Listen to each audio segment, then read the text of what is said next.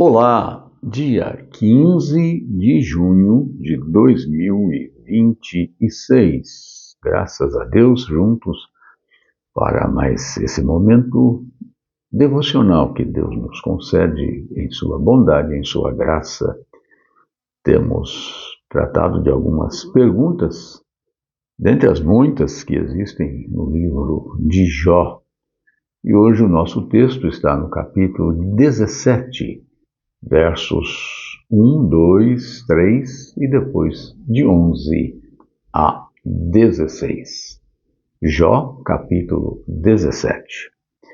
Lemos o seguinte: o meu espírito se vai consumindo e os meus dias se vão apagando. Só tenho diante de mim agora a sepultura. Estou de fato cercado de zombadores e os meus olhos são obrigados a lhes contemplar a constante provocação. Dá-me, pois, um penhor, sê tu o meu fiador para contigo mesmo. Quem mais haverá que se possa comprometer comigo? Agora os versos de 11 a 16. Os meus dias passaram e se malograram os meus propósitos, bem como as aspirações do meu coração. Convertem-se a noite em dia e a luz está perto das trevas.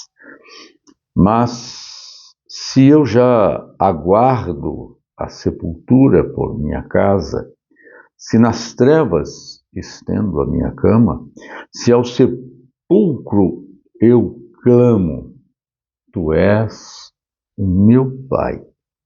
E aos vermes eu digo, vós sois minha mãe e minha irmã. Onde está, pois, a minha esperança? Sim, onde está a minha esperança? Quem a poderá ver? Ela descerá até às portas da morte, quando juntamente no pó teremos descanso. Onde está a minha esperança? Sim, onde está?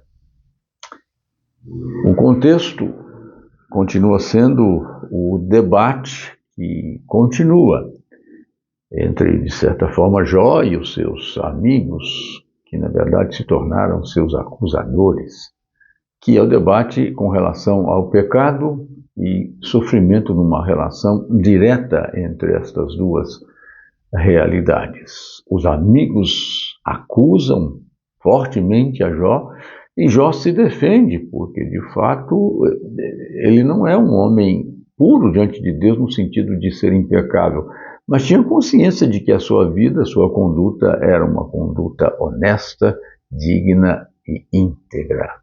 Então, toda essa situação faz com que o seu sofrimento e a sua aflição sejam ainda ampliados, se avolumem frente à colocação ou às colocações feitas pelos seus amigos, que na verdade eram opositores. Algumas realidades vemos aqui que são muito importantes que nós entendamos e experimentemos na nossa experiência hoje como cristãos. Primeiro, a realidade de uma situação de exaustão absoluta. Os versos 1 e 2 deixam isso claro. Jó assume o seu burnout, o seu esgotamento espiritual. O meu espírito se vai consumindo, os meus dias se vão apagando. Ele está falando que está, de fato, num esgotamento da sua possibilidade e capacidade. Ele vê os seus dias, de fato, se esvaindo, os seus dias se escoando e os seus dias já findando.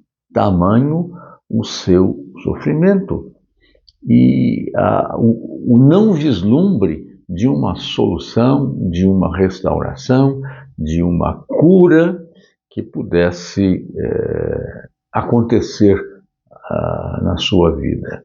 Portanto, a ele, como ele diz aqui, no verso de número 1 e 2, a ele só restam a sepultura, o Sheol, o túmulo, a realidade da sepultura, de fato e de verdade, além do desespero, do escárnio e da zombaria, que são impostos a ele, cercado de zombadores, e tenho que ser obrigado a contemplar, a ver, a ficar escutando a sua provocação.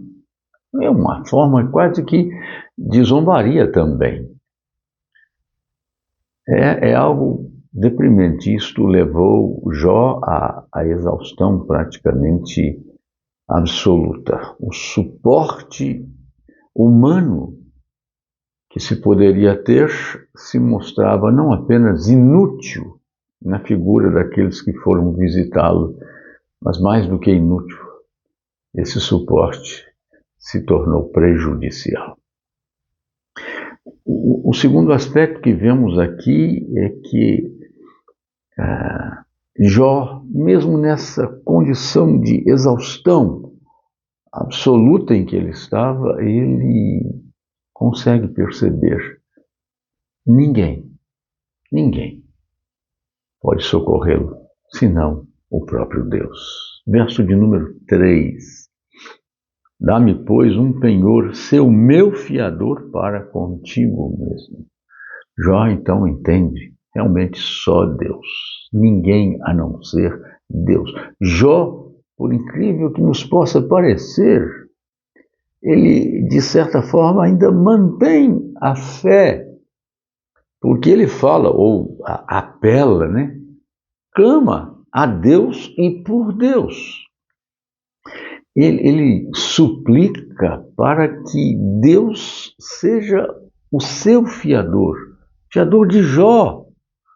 Veja que, enquanto dizem que Deus o está punindo, ele pede que Deus seja o seu fiador, o seu garantidor. Em que sentido? Para que ele garanta que Jó é de fato íntegro, inocente, no sentido não de ser impecável, mas de que, na verdade, a sua conduta não havia determinado ou qualquer ato que houvesse feito para que se derramasse sobre ele todo aquele flagelo. Essa é a realidade. E Jó anseia, naquele contexto, por aquilo que Cristo é para nós hoje. Em Hebreus capítulo 7, verso 22, o texto diz claramente que Jesus é o fiador, o nosso fiador, o nosso garantidor na realidade da nossa relação com Deus. Por quê? Porque nós não podemos nos garantir diante de Deus. Porque, embora remidos pelo Senhor Jesus, embora resgatados pelo Senhor Jesus, na aliança que estamos agora com Deus, dependemos de Ele continuar sendo aquele que garante essa nossa condição, essa nossa realidade de salvos, perdoados e resgatados. Então Jó anela isto, mas era apenas um elemento da sua fé, da sua esperança, e nós já desfrutamos isto. Que Deus deixa claro, Jó, isto. Deus é o único que pode fazer com que o justo continue a seguir o seu caminho. Verso 9. Contudo, o justo segue o seu caminho, e o puro de mãos cresce mais e mais em força. Essa é a convicção, a fé. Mesmo então, só Deus, a não ser Deus, mais ninguém, pode fazer com que isto seja realidade num contexto de tanto sofrimento. A certeza de que o inocente, aquele que está em Cristo, aquele que teve os seus pecados perdoados, esse triunfará. Aquele que é puro de mãos, porque foi purificado pelo sangue de Jesus. Terceiro aspecto, não só a exaustão absoluta em que ele estava, mas apesar disso ele entende que ninguém, a não ser Deus, pode ser o seu garantidor. E por último, o embate e o confronto da realidade. Os versos de 11 até o 16, principalmente os versos 13 em diante, quando ele fala que o sepulcro, o Sheol, é seu pai, que o gusano, verme, é sua mãe, sua irmã. Ele diz assim, essa é a minha família. É o embate e o confronto da realidade. A fé é atacada incessantemente pelas circunstâncias, pelas realidades circundantes. O Sheol parece ser, no caso de Jó, a sua casa e o seu pai, ou seja, o seu lugar de abrigo. O que é a casa, o lar? O que é o pai? É o símbolo do abrigo, da proteção. Eu só vou encontrar proteção na morte. A morte vai ser o meu único elemento de alívio. Por quê? Por causa das circunstâncias. Então, a fé sofre este embate terrível. Por isso é que ele vai gritar. Por isso é que ele grita: onde está, pois, a minha esperança? Se eu chegar a esse ponto. Mas então onde está aquela fé de Jó?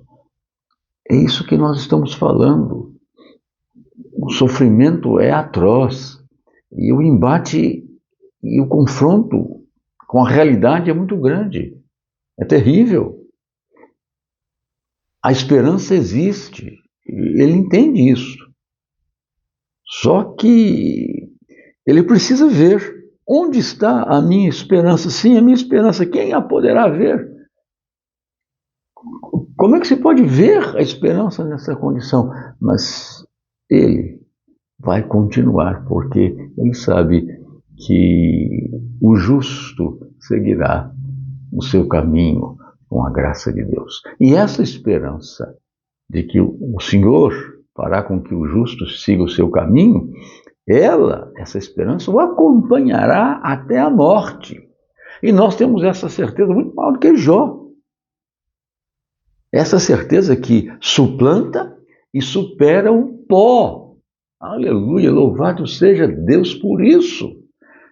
Por quê? Porque Jesus vive e nós também viveremos. Que o Senhor o abençoe, abençoe, me abençoe a todos nós, para que sejamos tomados por esta certeza, por esta confiança, com esperança sempre no nosso coração, mesmo que espremida, mesmo que atacada, mesmo que esmagada e prensada pelas circunstâncias adversas. Como disse Jó, eu sei que o meu Redentor vive.